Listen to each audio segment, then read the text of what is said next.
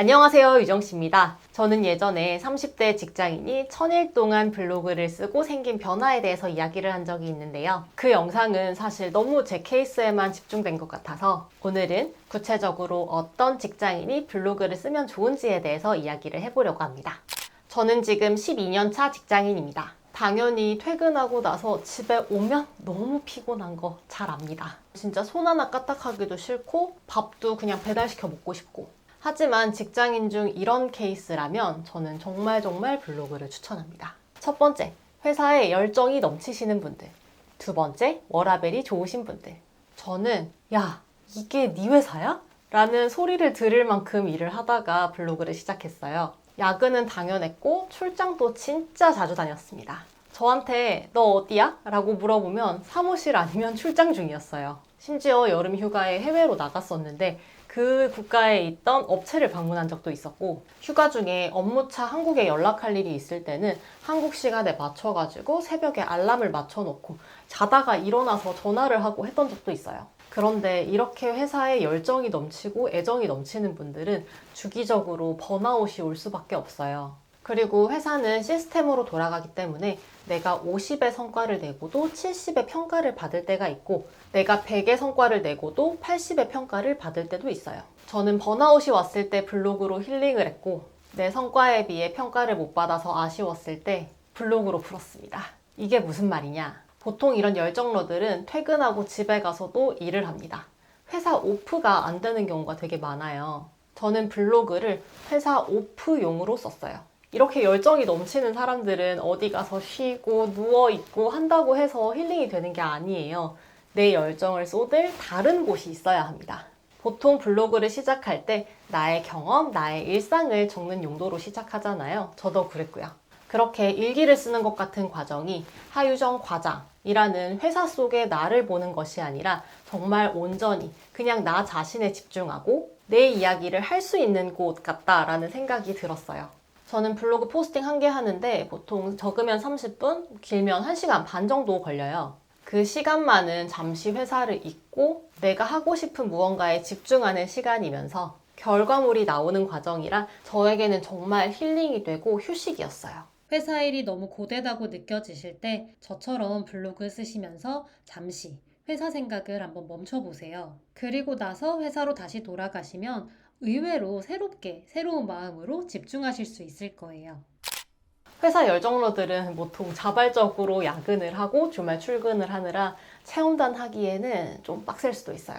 그런데 회사의 분위기상 워라밸이 좋은 곳에 다니시는 분들, 그리고 내가 정말 일을 잘해서 워라밸을 관리하실 수 있는 분들은 체험단을 하기에 너무너무 좋습니다.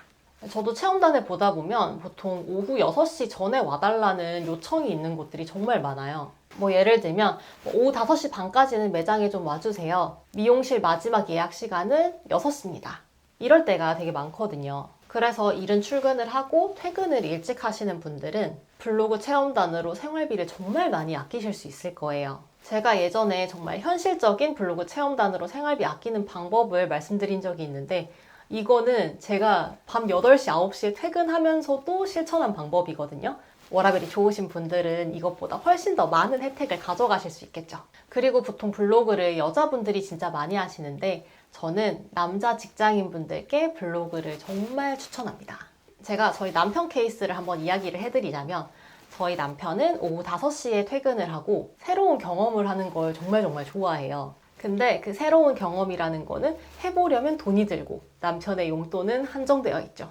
블로그 체험단에 맛집이랑 미용실만 있는 줄 아시는 남자분들, 헬스장 이용권, PT 이용권, 필라테스 체험단, 테니스, 복싱, 골프 레슨, 크로스핏, 태닝에 왁싱에 피부 관리까지, 이게 거의 다 저희 남편이 해본 체험단이에요. 저희 남편은 일방문자 100명일 때부터 체험단을 시작을 했고, 체험하고 싶은 운동들이나 이건 내 돈 주고 하기에는 좀 아까운 것 같은데? 싶은 경험들은 다 체험단으로 해보고 있더라고요. 태닝은 제 체감상 저희 남편이 한 30번 정도는 무료로 받은 것 같아요. 남편이 이 이야기를 꼭 해달라고 하더라고요. 피부관리 체험단을 10명 뽑는다고 하면 비율상 여자분들이 한 30명 정도 신청을 하시고 남자분들이 한 3명 정도 신청을 했다고 생각을 해볼게요. 그러면 이게 되게 경쟁률이 빡세 보이잖아요. 하지만 남편이 체감하기에 이 경우에는 아예 남자 풀은 별도로 빼서 여기서만 경쟁을 하는 것 같다라고 느꼈대요. 그래서 지원 인원이 많아서 이번엔 안 되겠다 싶었는데 남편이 의외로 당첨이 되는 경우가 있었다고 하더라고요.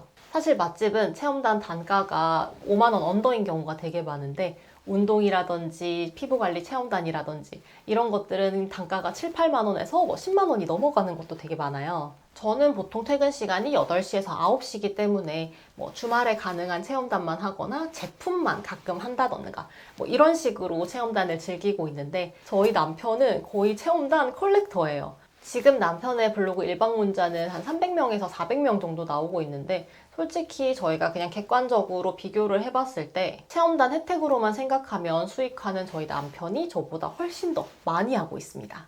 제가 오늘은 극단적인 두 케이스로 직장인을 한번 나눠봤어요. 완전 워커홀릭 그리고 워라밸이 좋으신 분들. 보통은 이 두 종류의 직장인들 사이에 계실 거예요. 그러면 이 가운데 계신 분들은 이 극단적인 두 케이스의 장점을 쏙쏙 뽑아가지고 블로그를 즐겁게 즐기실 수가 있겠죠. 근데 이 직장인 생활만 하시던 분들은 나는 블로그에 쓸 게 없어 라고 생각하실 수도 있어요. 하지만 이 영상을 한번 보시고 내 주변을 싹 둘러보시면 블로그 거리가 10개는 생기실 거거든요. 올해 한 가지는 잃어보고 싶다라고 생각하시는 분들, 지금 시작해도 늦지 않은 블로그에 발을 한번 담궈보시는 건 어떨까요? 블로그에 살짝 발 한번 담궈보시고 싶은 분들이라면 제 채널 구독과 좋아요, 알림 설정까지 눌러주시면 블로그 꿀팁에 대한 많은 정보들을 받아가실 수 있을 거예요. 저의 오늘의 영상이 블로그를 시작할까 말까 고민하고 계시는 분들에게 도움이 되셨으면 좋겠고요.